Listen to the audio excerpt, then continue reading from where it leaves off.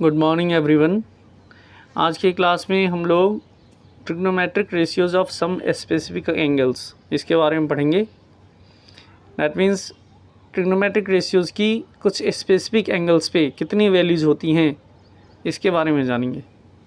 ठीक है, जो 6 ट्रिग्नोमेट्रिक रेशियोज़ हैं हमारे पास, उसकी specific angles 0 degree, 30 degree, 45 degree, 60 degree और 90 डिग्री पे कितनी वैल्यूज़ होती हैं, ये इस क्लास में हम लोग सीखेंगे। वेरी इंपॉर्टेंट कंसेप्ट है, सभी बच्चे ध्यान से सीखेंगे बेटा। ठीक है, और ये सारे स्पेसिफिक एंगल्स हैं। अगर आप इन सभी एंगल्स पे आपको ट्रिग्नोमेट्रिक रेशियोज़ की वैल्यूज़ पता हैं तो बाकी जितने भी एंगल्स हैं उन सब पे हम वैल्यूज़ कैलकुलेट कर सकते हैं। ठीक है, so this lesson is very important, you have to learn this lesson very carefully. Okay, so पहले हमारे पास कंसेप्ट है trigonometric ratios of 45 degree. 45 degree पे हम कैलकुलेट करेंगे कि 45 डिग्री पे ट्रिग्नोमेट्रिक रेशियोज़ की कितनी वैल्यूज़ होती हैं। ठीक है, यानी हमें ये फाइंड करना है कि sin 45 की वैल्यू कितनी होगी, cos 45 की वैल्यू कितनी होगी, tan 45 की वैल्यू कितनी होगी। इसी तरह से 6 रेशियोज़ हैं, उसमें 45 डिग्री पे उनकी कितनी वैल्यूज़ हैं, ये हम सीखेंगे। इसके लिए आपको क्या करना है, एक आपको आइसोसेलेस राइट एंगल ट्रायंगल लेना है। ठीक है, consider an isosceles right angle triangle ABC right angle at B। ठीक है, दिख रहा है आपको ये डायग्राम। ABC एक राइट एंगल ट्रायंगल है, this is right angle triangle and this is isosceles.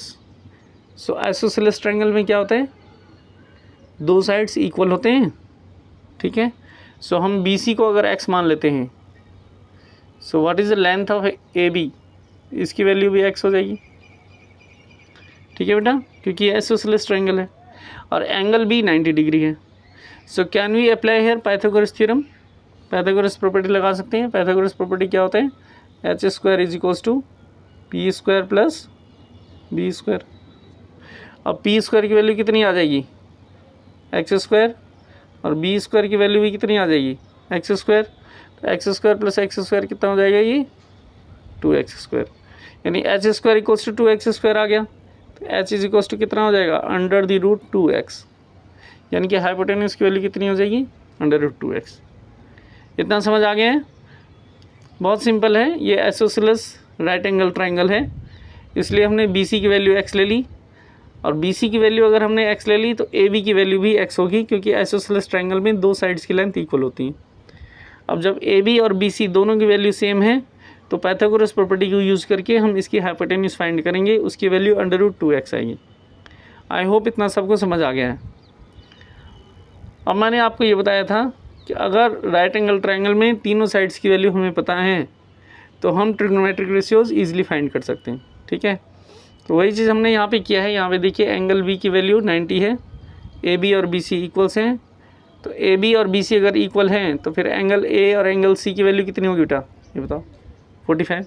क्योंकि ऐसे ट्रायंगल की ये भी प्रॉपर्टी होती है कि side opposite to equal angles are equal, यानी कि एंगल C और एंगल B इन दोनों की वैल्यू इक्वल होगी, और ये एंगल 90 है और ये दोनों एंगल इक्वल हैं A और C। तो A और C जब इक्वल हैं तो कितनी आएगी वैल्यू A और C की, 45 आ जाएगी। ये चीज़ क्लियर है आपको। Therefore angle A is equals to angle C is equals to 45 degree. अब इसको हम क्या करेंगे, AB को let AB is equal to BC is equal to x and then find AC by Pythagoras property. So we get AC is equals to √2x. Now we apply the formula sin C। इस angle को हमने consider किया है, तो इस angle को अगर हमने कंसिडर किया है तो इस एंगल के सामने ये परपेंडिकुलर हो जाएगा, है ना, AB इसमें परपेंडिकुलर हो जाएगा एंड AC जो होगा इसमें क्या हो जाएगा, हाइपोटेन्यूज हो जाएगा। ठीक है, कितनी आ जाएगी sin C की वैल्यू। अगर हम एंगल C को कंसिडर करते हैं तो what is the value of perpendicular, इसमें C के सामने कौन सी साइड है, AB is the perpendicular and 90 degree के सामने ये वाली साइड है AC, so AC is the hypotenuse. So formula of sin C is equals to perpendicular upon hypotenuse. So perpendicular की वैल्यू कितनी है AB एंड हाइपोटेन्यूज की वैल्यू है AC। Now substitute the value of A B की value कितनी है x and ए सी की value कितनी है √2x। तो x से x कैंसिल कर देंगे तो कितना आंसर आ जाएगा 1/√2। यानी कि साइन 45 डिग्री की वैल्यू कितनी आई है 1/√2। इसी तरह से अगर आप cos 45 की वैल्यू निकालेंगे, दिस इज डेरिवेशन, ठीक है, कैसे हम साइन 45 की वैल्यू 1/√2 आई है ये यहाँ पे बताया गया है। साइन 45 की वैल्यू 1/√2 क्यों होता है, दिस इज़ द रीज़न, ठीक है। वैसे तो हम टेबल बना के भी इसको याद कर सकते हैं, बट याद करना अलग बात है, सीखना अलग बात है। तो इसलिए ये डेरिवेशन कराया मैंने, आपको याद रखना है। साइन 45 की वैल्यू कितनी हो गई 1/√2। इसी तरह से अगर हम cos 45 की वैल्यू फाइंड करें, ठीक है, जैसे मान लीजिए यहाँ ट्राइंगल दोबारा बना देते हैं एक बार। दिस इज़ ट्राइंगल, ये x है, इसकी लेंथ x है, इसकी लेंथ x है, ये 90 डिग्री है, दिस इज़ 45 डिग्री, ठीक है, A, B and C, this angle is 45 degree.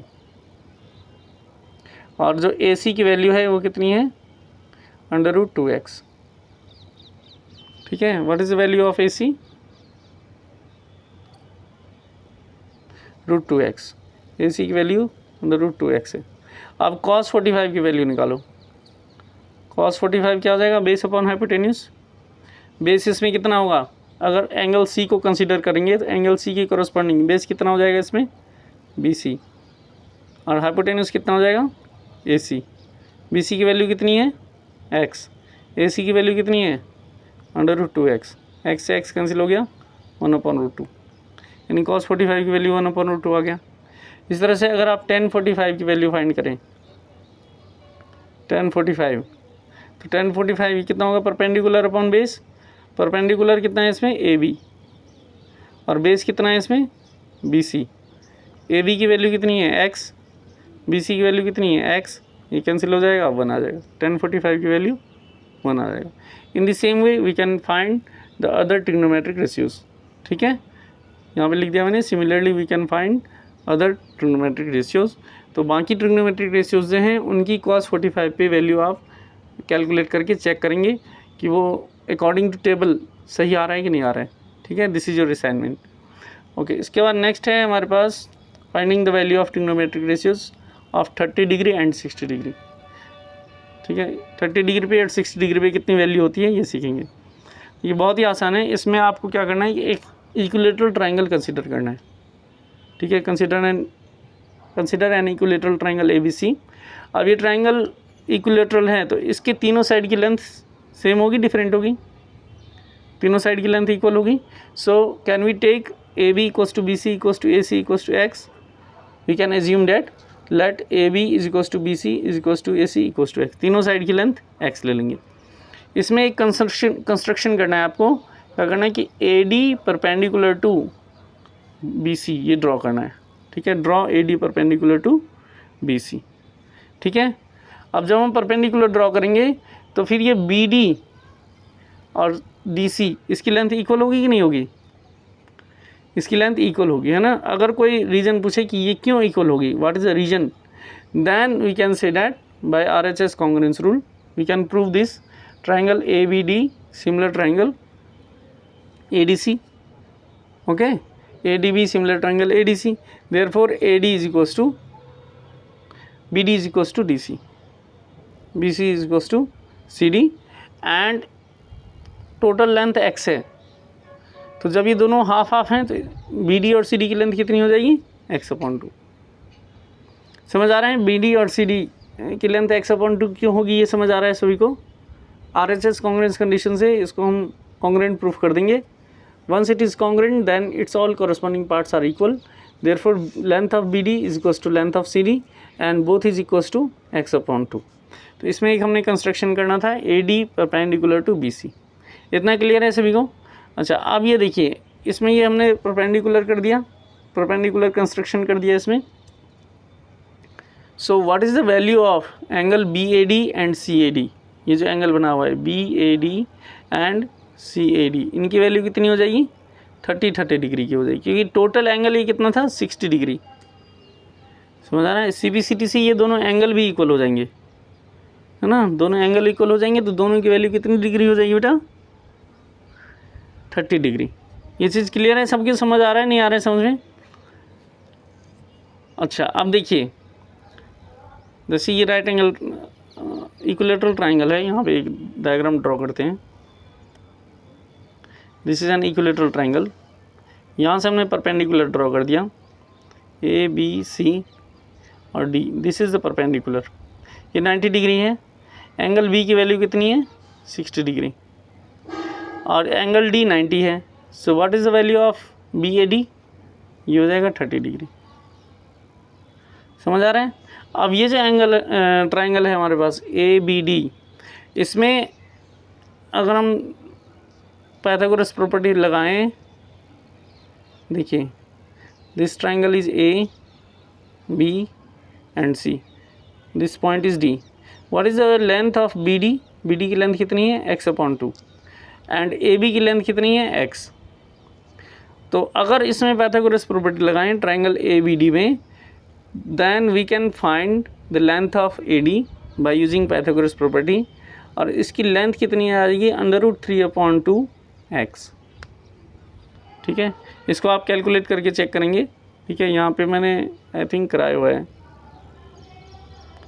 नहीं कराया नहीं है। पाइथागोरस प्रॉपर्टी से मैंने ये लिखा हुआ है कि in triangle B A D, A B is equals to x, B D is equals to x/2, therefore by Pythagoras property A D is equals to √3x/2। Calculate कर लोगे आप लोग? नहीं कर पाओगे बेटा। पाइथागोरस प्रॉपर्टी तो चैप्टर 6 में मैंने आपको बताया है, उससे कैलकुलेट कर सकते हैं, बहुत ईजी है। देखिए यहाँ पे मैं बता ही देता हूँ आपको।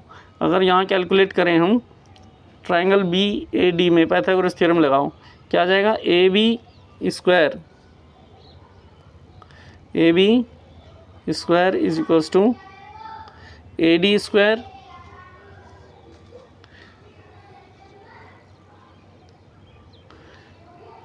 यहाँ लिखते हैं A B square is equals to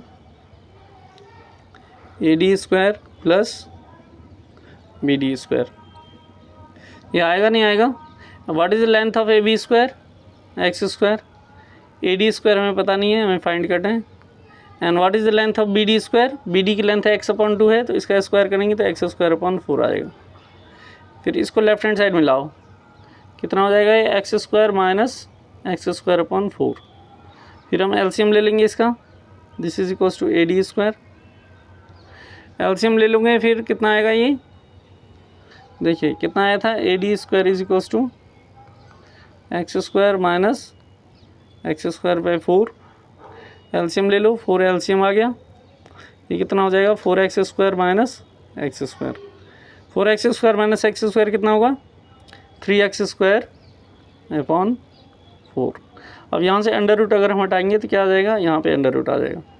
x² का अंडर रूट x हो जाएगा और 4 का अंडर रूट 2 हो जाएगा, और 3 का अंडर रूट निकलेगा नहीं तो अंडर रूट 3 रह जाएगा। ये सो ए डी की लेंथ कितनी आ जाएगी? √3x/2। इतना क्लियर है? यानी कि दो साइड की लेंथ अगर पता होगी तो तीसरी साइड की लेंथ हम पाइथागोरस प्रॉपर्टी से फाइंड करेंगे। पाइथागोरस प्रॉपर्टी से हमने ये फाइंड कर लिया। अब इसकी वैल्यू ट्रिग्नोमेट्रिक रेशियोज की वैल्यू फाइंड करेंगे। साइन 60 की वैल्यू फाइंड करनी है आपको। साइन 60 डिग्री, 60 डिग्री के लिए परपेंडिकुलर कौन सा होगा? ए डी, है ना। ए डी परपेंडिकुलर हो जाएगा एंड हाइपोटेन्यूज कितनी हो जाएगी? A B. So sine 60 is equals to perpendicular upon hypotenuse. Perpendicular A D है, हाइपोटेन्यूज ए बी है, therefore sine 60 is equals to A D upon A B.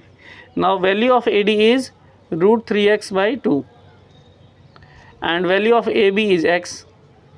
So x से x cancel हो जाएगा, answer कितना आ जाएगा? √3/2। तो ये आपको पता ही है साइन 60 की वैल्यू कितनी होती है? √3/2। इन द सेम वे अगर हम फाइंड करेंगे साइन 30 की वैल्यू, तो साइन 30 की वैल्यू फिर परपेंडिकुलर अपॉन हाइपोटेन्यूज होता है, लेकिन 30 डिग्री के अकॉर्डिंग परपेंडिकुलर कौन सा होगा?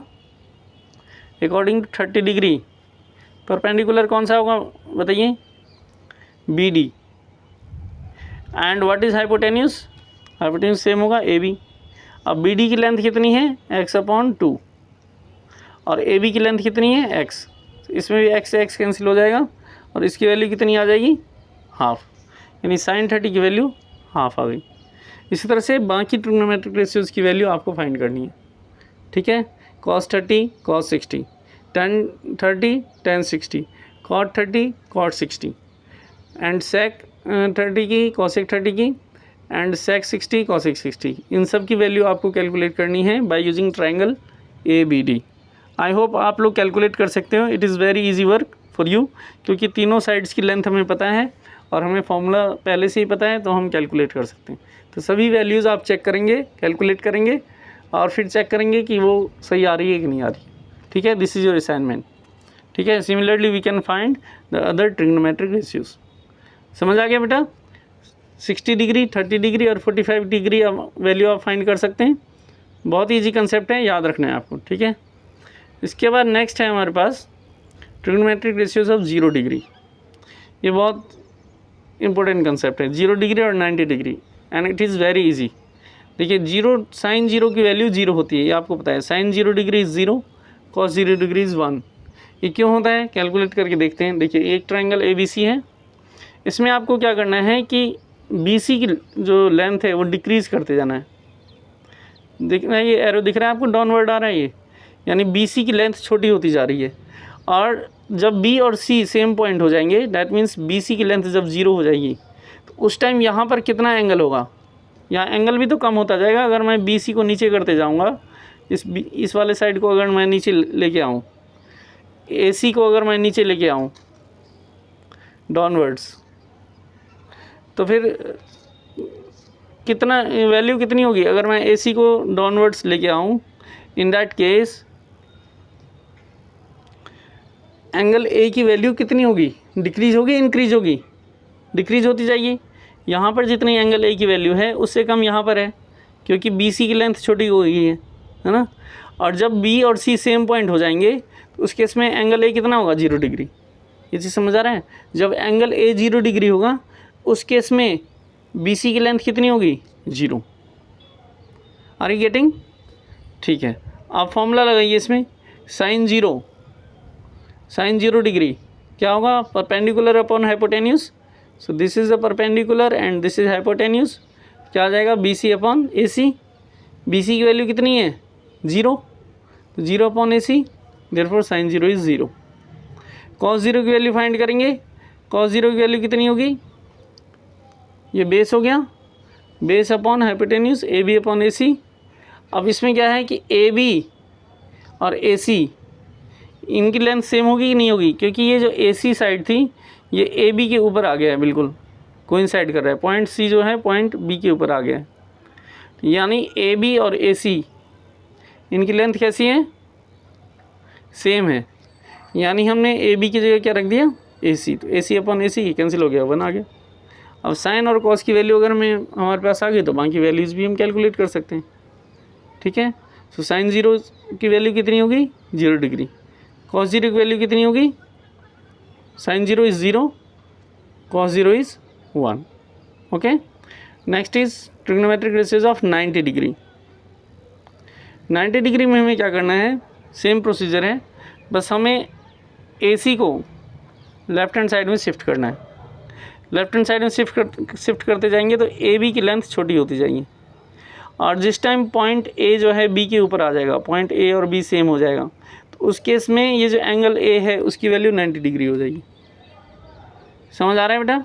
एंगल A की वैल्यू कितनी होगी, 90 डिग्री होगी। और कब होगी, जब पॉइंट A जो है वो B पे पहुंच जाएगा। और जब पॉइंट A और B सेम हो जाएंगे, यानी पॉइंट A जो है B पे पहुंच जाएगा, उस केस में AB की लेंथ कितनी होगी, 0। ठीक है, और BC की लेंथ किसके बराबर होगी, AC के बराबर। समझ आ रहा है? इतना क्लियर होना चाहिए। अब फॉर्मूला लगाएंगे हम, साइन 90 का फॉर्मूला क्या होगा, परपेंडिकुलर अपॉन हाइपोटेन्यूज। परपेंडिकुलर इसमें BC है, हाइपोटेन्यूज AC है, BC अपॉन AC। अब देखिए, BC और AC की लेंथ सेम है, अलग अलग है, सेम है। सो हम AC की जगह BC रख देंगे, सो BC अपॉन BC ये कैंसिल हो जाएगा, साइन 90 की वैल्यू 1 आ जाएगी। इस तरह से कॉस 90 की वैल्यू अगर फाइंड करें, बेस अपॉन हाइपोटेन्यूज होता है, बेस इसमें कितना है, AB अपॉन हाइपोटेन्यूज AC, और AB की लेंथ कितनी है इसमें, 0, सो 0 upon AC, therefore cos 90 is 0। तो बाकी ट्रिग्नोमेट्रिक रेशियोज भी आप 90 डिग्री पे फाइंड करेंगे। ठीक है, ये आपके लिए होमवर्क है। आई होप आपको समझ आ गया है कि ट्रिग्नोमेट्रिक रेशियोज की 0 डिग्री पे 30 डिग्री पे, 45 डिग्री पे, 60 डिग्री पे और 90 डिग्री पे वैल्यूज़ कितनी होगी, ये आप इजीली कैलकुलेट कर सकते हैं। ठीक है, इसका एक टेबल भी है यहाँ पे, इस टेबल से भी इसको याद रखा जा सकता है। साइन 0 की वैल्यू 0 होती है, साइन 30 की वैल्यू हाफ, 45 की 1/√2, 60 की √3/2, 90 की 1। अब कॉस थीटा जो है इसका जस्ट रिप्लेस कर, इंटरचेंज कर दो वैल्यू, है ना। कॉस 0 की वैल्यू कितनी हो जाएगी 1, जो 90 की वैल्यू थी वो कॉस 0 की वैल्यू हो जाएगी। फिर कॉस 30 डिग्री, जो साइन 60 की वैल्यू थी वो कॉस 30 की वैल्यू हो जाएगी, तो √3/2। फिर इसके बाद कॉस 45 ये 1/√2, कॉस 60 ये हाफ हो जाएगा, जो 30 की वैल्यू थी वो इसकी वैल्यू हो जाएगी, एंड कॉस 90 ये 0 डिग्री हो जाएगा। ठीक है, इसके बाद tan थीटा की वैल्यू अगर हम फाइंड करना चाहें, tan का फॉर्मूला मैंने बताया था, क्या बताया था आपको, tan theta is equals to sine upon cos, sine theta upon cos theta, यानी इन दोनों की वैल्यू को डिवाइड कर दो तो tan थीटा की वैल्यू आ जाएगी 0/1 0, फिर 1/2 डिवाइडेड बाई √3/2, 2 से 2 कट जाएगा, 1/√3 आ जाएगा साइन tan 30 की वैल्यू। फिर tan 45 1/√2, 1/√2 कट जाएगा, 1 आ जाएगा। फिर tan 60 में √2 की वैल्यू √3/2 है एंड 1/2 है, 2 से 2 कैंसिल हो जाएगा, √3 आ जाएगा। एंड tan 90 1/0 सॉरी, एंड 1/0 की वैल्यू कितनी होती है, इन्फिनिटी, इसको इन्फिनिटी बोलते हैं, तो tan 90 की वैल्यू इन्फिनिटी हो जाएगी। अब cot थीटा जो है इसमें इंटरचेंज हो जाएगा वैल्यू, cot थीटा में cot 0 की वैल्यू इन्फिनिटी हो जाएगी, cot 30 √3, cot 45 1, cot 60 1/√3 and cot 90 0। Okay, next is sec theta. sec किसका रेसिप्रोकल होता है बेटा, sec theta is equals to, sec किसका रेसिप्रोकल होता है बताइए, 1/cos थीटा, ये बताया था मैंने, cos का रेसिप्रोकल कर दो, cos थीटा जो है इसका रेसिप्रोकल, तो sec 0 1/1 तो 1 आएगा, 1/√3/2 तो इसका रेसिप्रोकल करेंगे तो 2/√3, इसका रेसिप्रोकल करेंगे तो √2, इसका रेसिप्रोकल करेंगे 2 और इसका रेसिप्रोकल है 1/0 तो इन्फाइनाइट हो जाएगा। फिर लास्ट में है cosec थीटा। cosec थीटा किसका रेसिप्रोकल होता है, साइन थीटा का, होता है नहीं होता है, तो साइन थीटा का रेसिप्रोकल कर दीजिए, 1/0 करेंगे तो इन्फाइनाइट आ जाएगा, 1/2 का रेसिप्रोकल 2 आ गया, 1/√2 का रेसिप्रोकल √2 आ गया, √3/2 का रेसिप्रोकल 2/√3 आ गया और 1 का रेसिप्रोकल 1 आ गया। तो इस तरह से इस टेबल को याद रखना है आपको, 2-4 बार इस टेबल को बनाओगे लॉजिकली सोच के तो ये टेबल आपको याद हो जाएगा। और एक्सरसाइज 8.2 में जितने भी क्वेश्चन हैं इसी पे बेस्ड है। ये टेबल अगर आपको याद हो गया अच्छी तरह से तो एक्सरसाइज 8.2 के क्वेश्चन आप इजीली कर सकते हैं। एक क्वेश्चन भी मैंने यहाँ कराए हैं, इसको देखेंगे ध्यान से। क्वेश्चन गिवन ये है कि साइन a माइनस बी की वैल्यू हाफ है, कॉस a प्लस बी की वैल्यू हाफ है, तो हमें a और b की वैल्यू फाइंड करनी है।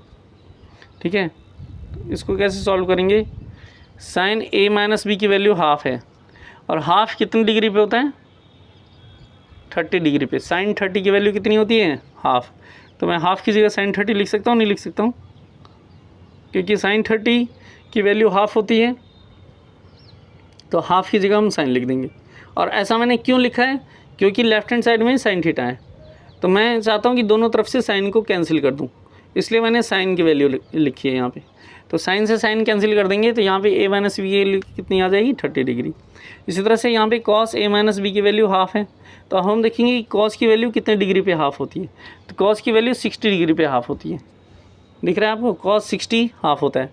अब दोनों तरफ से cos कैंसिल कर दिया तो a प्लस बी की वैल्यू 60 आ गई और हमारे पास दो इक्वेशन आ गए, इसको हम एलिमिनेशन मेथड से सॉल्व कर देंगे। एलिमिनेशन मेथड में इन दोनों इक्वेशन को ऐड कर दो तो b से b कैंसिल हो गया, 2a इज इक्वल्स टू 90 हो गया, a इक्वल्स टू 45 हो गया और a की वैल्यू इक्वेशन 1 में रख दीजिए तो b की वैल्यू 15 आ जाएगी। तो इस तरह से 8.2 के क्वेश्चन आप कर सकते हैं, है ना। आई होप ये कंसेप्ट आपको समझ आ गया होगा। ये सारे के सारे कंसेप्ट आप नोट्स की नोटबुक में लिखेंगे और उसके बाद एक्सरसाइज 8.2 अपनी फेयर कॉपी में करेंगे।